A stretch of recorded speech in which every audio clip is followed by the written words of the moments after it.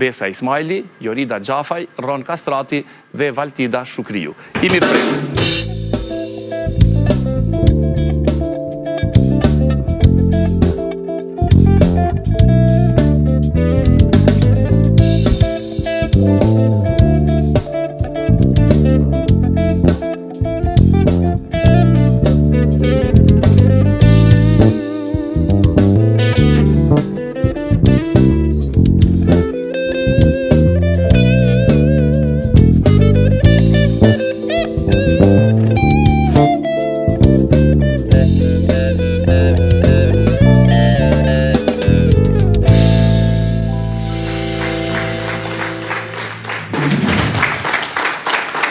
Roma Birserë, knaqësi që ju kam sonte në studio.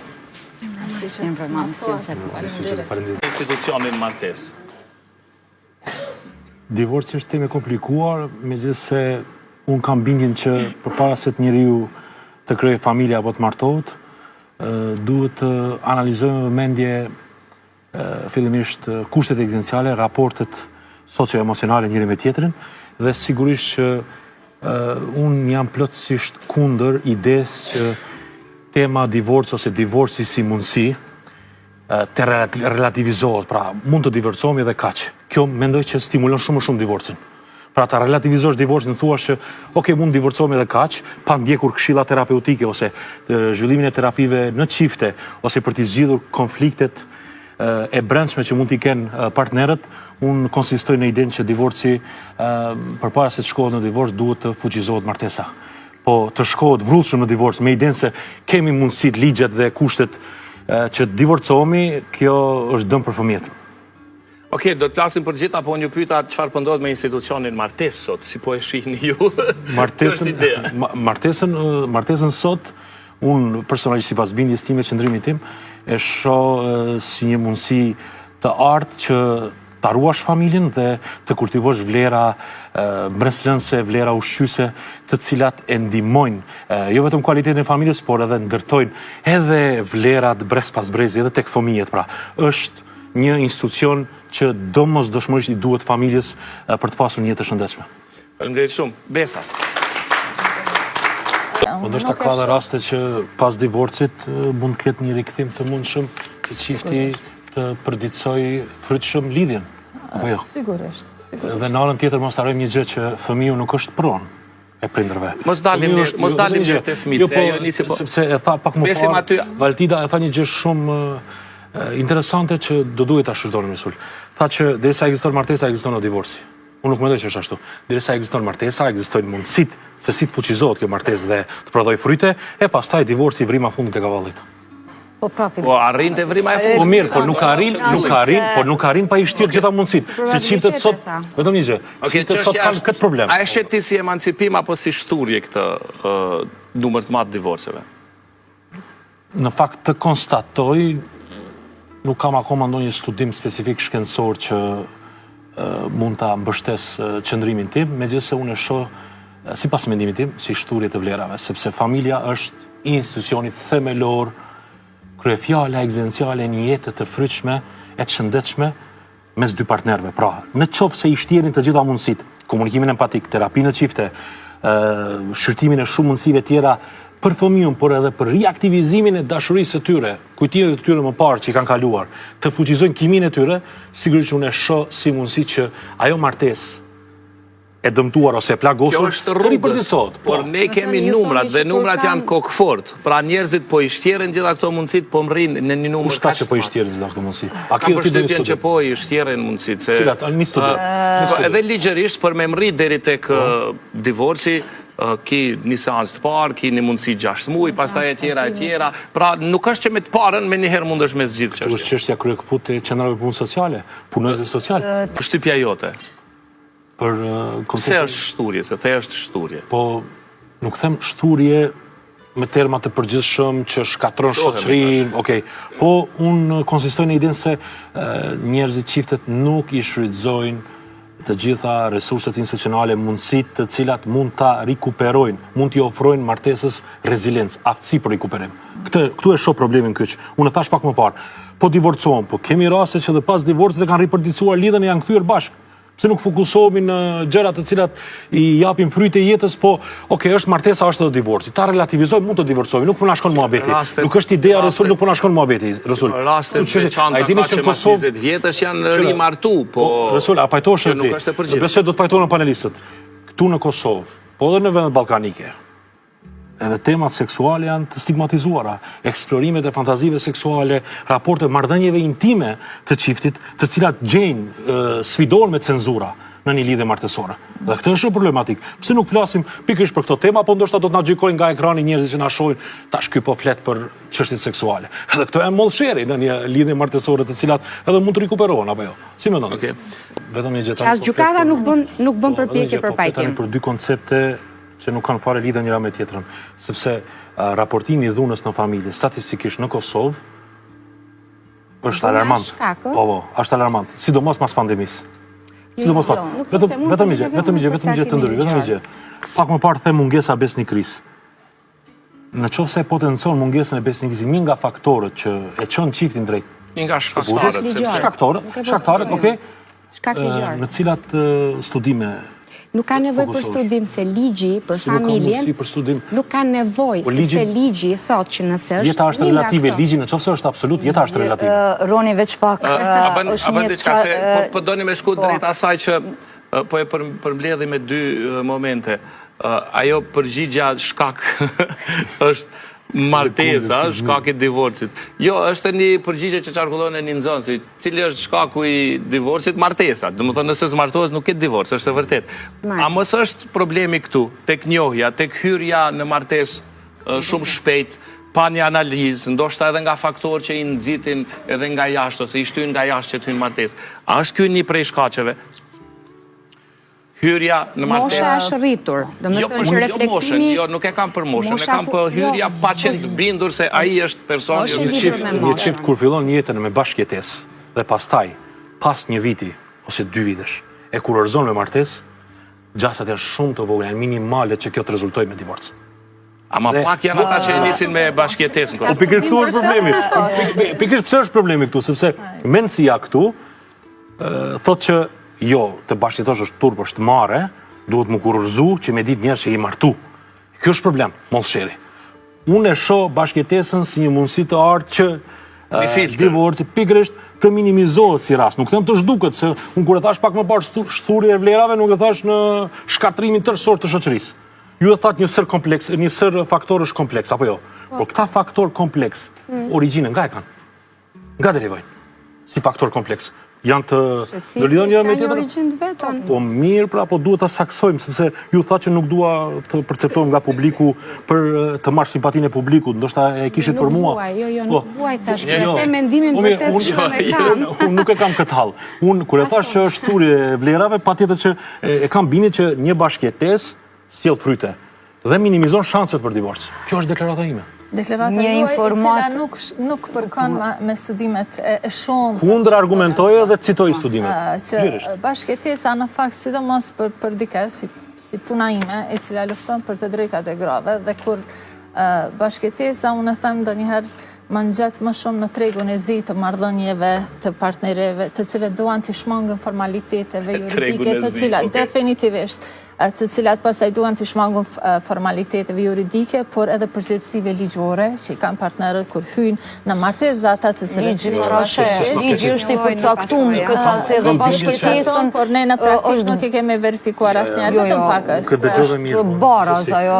Po i deformaterit e mirë. Ata përfundoj mendimin sepse po si ta përfundosh mendimin kur po ma kishe mbledhur fjalën. Jo, s'mora fare me çfarë. Jo, ani atë pse nuk u morë, pse jemi në panel? Ne po diskutojmë. Nuk jemi këtu. Okej, po le ta thot fjalën e vet. Mendimi juaj ishte që bashkëjetesa ul numrin e divorceve, apo jo? Ndërkohë që bashkëjetesa që pas 2 vitesh rezulton në martesë. 2 e 3 e 2 muaj, thuaj sa të duash, studimet kanë treguar që në fakt çdo konsumim i martesës para martesës e rrit numrin e divorceve më shumë se tek rastet e tjera. Qëndrimi juaj subjektiv? Jo, e kam lexuar, mendoj mund ta vërtetoni, mund ta vërtetoni. E ke bërë vetë studim? Po, ne sa kemi mbyllur një studim. Por ne tash po më intereson Roni çfarë po mendon. Profesor, të dëgjova mendimi yt. Po, vetëm thjesht duan ndërhyrje. Ju that pak më parë që një dashuri e humbur nuk ka gjasa të rikthehet është e pamundur. Ju konstatua që është e pamundur. Pse konstatoni me ngull, vetëm një gjë, pse konstatoni me ngull që është e pamundur? Kjo më intereson. Jo, shiko, unë nuk them se është e pamundur për kundrazi. Unë kam ngritur dhe në libra që kam botuar, po dhe në emisionet televizive që shoqëria shqiptare, nga që divorcet i bën të dhunshme dhe anatemimi reciprok është shumë toksik, nga njeri bëj me bolori, kemi fare të shumë të rrallë ribashkimin martesor. Ribashkimi martesor, si farë fikimi tim, që është i pranishëm në vëndet evropiane, ka të bëjmë me një divorc që mund të jetë bërë për mendje lehtësi, mund të jetë bërë për pes pare spec që themi në Shqipëri, dhe natyrisht qifti që ndaj mund të bëjë një lloj autodafeje, të kuptoj defektet, të kuptoj kotësinë e një ngjarje dhe ribashkimet në Europë janë zakonisht të qëndrueshme. Domethënë në një farë mënyrë pas një lloj divorci. Në shoqërinë shqiptare unë nuk e di, po i kemi shumë të rralla këto ribashkimet martesore. Pra ne e kemi irreversibël divorcin, e kemi përfundimtar të pakthueshëm, dhe ky më duket mua që është defekt kulturor i shoqërisë shqiptare. Ran, përgjigj më pyetjen që ja bëra edhe profesorit, po më intereson opinioni yt për sa i takon asaj që brenda për brenda martesës janë bë ma të padurueshëm çiftet. Ma shpejt po mrin deri te akti i fundit. Ti fole për ato faza që duhet i kaloj para se të bëri tek akti final. Me qenë se jam simpatizant dhe admirues i psikanalizës, unë problemet i shoh shumë më thellë se kaq. Pra, unë kam bindjen që transferimet e atyre përvojave fëmijërore, frustrimet që ndodhin përgjatë stadeve dhe një konflikt i pasgjidhur ose një sër konfliktesh të pasgjidhura në marrëdhëniet e brendshme mes çiftit, jo në marrëdhëniet e jashtme, se këtu qëndron dallimi, rezultojnë me gjendje konflikti. Cilat janë këto marrëdhëniet e brendshme, na i zbërthej? Pikrisht, pra, eksplorimi i fantazive seksuale, emocioneve që mund t'i kenë të frustruara ose të devijuar mbase, pastaj mendimeve të dyshimta ose të fshehura që mund t'i kenë njëri për tjetrin e që nuk i ndajnë, nuk i shprehin, nuk ka një komunikim të mirëfillt empatik mes njëri tjetrit, kjo e bën çiftin të toksikohet ashtu siç e tha profesori. Por vetëm një gjë, profesor, a jeni pajtimit edhe ju që ju tha që seksi është një element i rëndësishëm në një lidhje martesore. Po pse atëherë çiftet stigmatizohen dhe nuk qëndrojnë, nuk tregojnë të hapur duke i shprehur emocion dhe fantazitë e tyre seksuale, sepse nuk është turp kjo. Është turp të ndahesh pa ndonjë arsye ose ta tradhtosh bashortin ose bashortën, po jo, mos i eksplorosh ndjenjat apo fantazi që mund t'i kesh apo jo. Unë jam dakord me ju edhe në vështrimin psikanalitik, po edhe në vështrimin logjik. Kjo pjesa që ka të bëjë me erotizmin, me seksualitetin, me kulturën seksuale, me mbajtje të freskët të marrëdhënieve në çift, unë edhe një përtheksoj. Profesor, faleminderit shumë. Po faleminderit shumë. Diskutimin e sollët në sepse Ronit unë e pyes për vete këtë bën pyetje ty. Roni po ashtu. Thuaj vetëm me tani tani kam bindje, kam të drejtë flasin gjë, po sepse është debat, jemi panelistë këtu. Edhe një herë lutem përsëritje fjalën se nuk e dëgjova në momente. Ne e sollëm emisionin në bazën e instinkteve. A e dëgjove profesor? Si ka mundësi në bazën e instinkteve? A bën ta përfundoj mendimin sepse unë e di shumë. Mos e keq kupto pa e dëgjuar. Nuk ka mundësi se e sollën në bazën e instinkteve. Çfarë do të thotë kjo tani, ma thuaj? Po, s'është akuz kjo? Jo, s'është akuz. Çfarë është? Konstatim. Ju folet për një segment, vetëm një segment të asaj. Për instinkte folëm, jo nuk folëm për instinkte. Ata përfundoj të lutem? Ose vazhdoni, s'ka problem. Po mendoj nëse e keni këtë po ashtu instinkt. Jo, nuk e ke, nuk është instinkt. Por ne po bashkëbisedojmë dhe po mendojmë të sjellë. Jo, në bazën e instinkteve jo. Ato aspekte të cilat janë të ndërlikuara dhe për cilat nuk mund të kemi një përgjigje të vetme të saktë për një situatë. E kuptoj plotësisht dhe janë valide dhe legjitime ato që ngritet deri tani, praktika gjyqësore. Jo, diskrepanca do të rritet shumë më shumë pastaj. Ja ta them unë, ja një ndërhyrje. Ta them unë, e di çfarë dyshoj? Ja dhe profesori ndoshta mund të inkuadroj vetëm një gjë. Unë kam hallin diku tjetër. Aq shpejt po evolon shoqëria, teknologjia, saqë kam bindjen që divorci nuk do të ekzistojë më. Me evoluimin e teknologjisë dhe inteligjencës artificiale. Po e them në shumë perspektiva. Vetëm thellohu dhe analizoj pse po e them këtë. Pse me evolucionin e vrullshëm të teknologjisë dhe shoqërisë. Si nuk do të ekzistojë divorci? Në shumë kuptime, njerëzit do të humbasin edhe sensin ekzistencial të jetës së tyre. Do të humbasin edhe na çove një temë tjetër. Është diçka që na pres, nuk është fantastiko shkencor rezultat. Meqense profesori nuk është në studio, do t'ja japim fjalën që të flasë sepse nuk mund ta marr drejt për drejt. Profesor, deshet thuash diçka? Shiko, unë mendoj që kur bëjmë diagnostikimin e problemeve të martesës, duhet i ruajmë që interpretimeve të sforcuara sociologjizante. Janë tjetër gjithë dëshirat që kemi ne se si duhet jetë e konfiguruar martesa, dhe tjetër gjë ajo që po ndodh me tërmetet që ka brenda martesa, dhe këto tërmete nuk janë të thjeshta, nuk janë individuale, nuk janë rasitore, janë ekzistenciale dhe sipas limitimit. Në moment që ka pas raportim për dhunë, nuk ka nevojë të bëjnë seance dhe të bëjnë përpjekje për pajtim. Një pyetje vetëm një gjë, a ekzaminohet kjo? Po në momentin... Jo, pse ka ndodhur dhuna? Apo vetëm se ka ndodhur dhuna dhe nuk merret parasysh. A ekzaminohet? Me gjithë shkaqet të dhunës, a ke ndonjë bazë ku ti ndonjëherë thua se është arsyetuar me dhuna? Se duhet me pyet pse. E pse sot kjo ardhë me prirën Jo, nuk mundemi Po të fërë, Faqë arsyetuar dhuna. Pse të ma... Po mirë, pse Qa ke parasysh me a vërtetohet? Qa ke parasysh? E di kur sensi, unë kam bine një gjë. Nuk ka, po e them kështu hapur, nuk ka njerëz të këqij dhe njerëz të mirë në jetë. Ka vepra të këqija dhe vepra të mira. Nuk klasifikohet domosdoshmërisht njëri i keq ose njëri i mirë. Dikush bën vepra të këqija, dikush bën vepra të mira. Ai që kryen vepra të këqija si quhet? Bindja juaj, vetëm një gjë.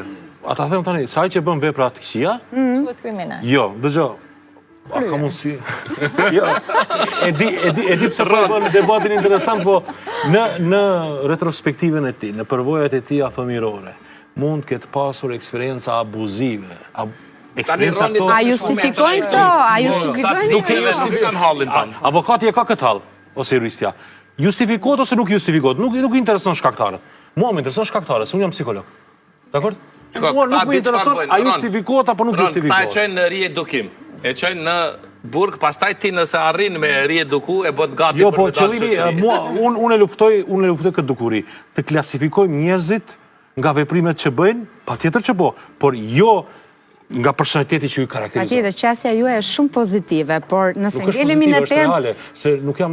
Por qasja është pozitive ose negative, reale nuk mund tjetë, po çështja është e tillë. Domethënë ka një... A elaborosh këtë çfarë, me qenë se po bën psikologji, Roni, aspektin psikologjik, po atë na e thuaj, psikologji, psikanalist, na e thuaj çfarë përjeton dikush që hyn në procesin e divorcit pasi e përfundon atë. Fëmiu nuk është pronë e asë njerit prind.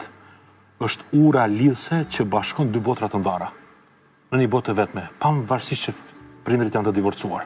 Dhe në rast se fëmiu përjeton anktin e shkëputjes, ne i themi ankti i shkëputjes, nga një divorc, atëherë fëmiu përjeton edhe probleme të natyrës të stresit posttraumatik dhe stresorëve ambiental.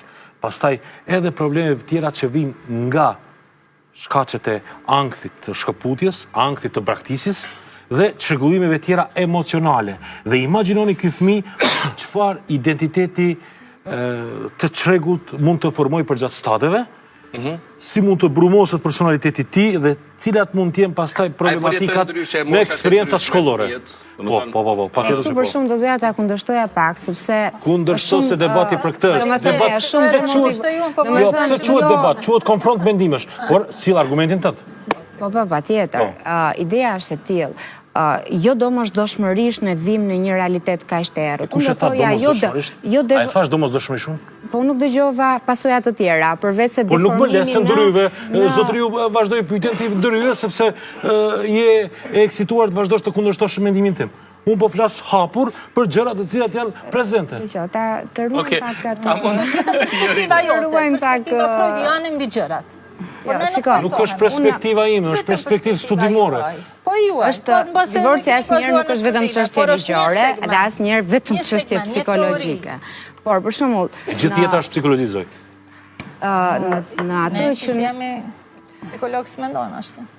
Domethënë, unë do doja që neve të përkufizojmë në mënyrë të tillë që të mos prekim ata që e përjetojnë këtë realitet, vetëm për këtë ndërhyra. Unë kam konstatuar që konsiderohet një cënim dukshëm, thuhet, i vetë besimit. Atë që nga njëherë thonë, po si do të rritet ky, po çfarë karakteri. Fëmia e formon karakterin, po ndikohet për shembull në vetë besim, në përqendrim, në rezultate në shkollë, këto më vonë japin pasojat e tjera. Këto janë rezultatet e anktit të braktisjes, o zot. Dakord, Dë më thënë, por kam frikë të, dë më thënë, nuk do doja që ne të formulojmë që ka një deformim të karakterit, sepse... Nuk është deformim karakterit, mund të thashë... Çrregullim, akoma O, pra, deformim dhe çrregullim, cilë është dallimi, falin zot? Ka dallim apo jo? Unë kur flas për publikun, unë nuk i futa undët në sferën juridike. Edhe juve, kur flisni për neve, na flisni me terma që dhe ne t'ju kuptojmë. Unë çrregullimin e konsideroj diçka... Ju jeni e lexueshme edhe kuptoni. Po, më duket e rëndë mua kjo, për shumë dhe prandaj ndërhyra. Çfarë të them? Është shumë e rëndë. Ta relativizoj situatën. Çfarë ndodh me një fëmijë kur përjeton divorc? Relativizoj, jo absolutizoj, që thuhet çon në çrregullim. Nuk thash, po absolutizim quhet se unë jam admirues i termave zoj. Absolutizim. A di çfarë do të thotë absolutizim? Patjetër se s'bën. Edhe unë nuk thash domosdoshmëri. Nuk e thash. Lutem. Nuk varet nga ndjenesa e prindërve. Ato që e përshkroi Valtida, çka ndodh me ata që ndahen, me burrin dhe gruan dhe burrin, si e përjetojnë këta?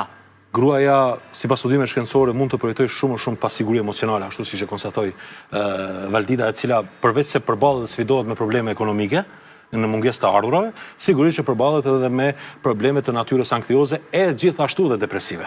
Kurse meshkujt kanë tendenca dhe prirje ta zëvendësojnë partnerën, ose të akomodohen, ose të gjejnë përshtatje me dikë tjetër, ose ta zëvendësojnë ata.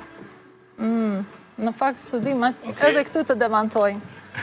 Se burat, si psikoanalist më thuaj, edhe ti që burat janë më të mbyllur, flasin më pak, edhe shprejhen a çfarë kanë, dhe shumica nga ato raste që janë viktima të shkurorzimit tek burrat ka përfunduar ose në abuzim me substanca narkotike, madje edhe deri te vetvrasja.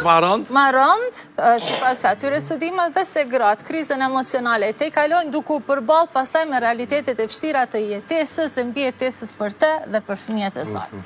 Do thotë nuk kemi një vit të prerë. Cili studim e mërton këtu? Ta gjej dhe ta dërgoj. Jo, tani dua në mes të emisionit. Po tash ku me gjet? Po të lutem atëherë. Ka. Besoj që e di edhe ti. Ndej shumë rënë për ta mbyllur. Unë inkurajoj partnerët që janë në një lidhje dashurie dhe bëhen gati që ta kurorëzojnë jetën e tyre me një martesë, të kujdesen për njëri tjetrin duke qëndruar të hapur dhe asnjëherë në asnjë moment të maskuar. Sepse pastaj ku po vije divorci, edhe nëse tentojnë të maskohen akoma, maskat e tyre bien vet. Kështu që luftoni maskimin, sepse maskimi mban të fshehur botën tonë të brendshme, e cila është ajo që na trazon gjatë gjithë kohës. Faleminderit shumë. Valtida si të ka shiku. Për bisedën. Shikues nderuar, ne këtu ndahemi për sot, bashkë shihemi të mërkurën. Deri të mërkurën, mirëmbëjtje.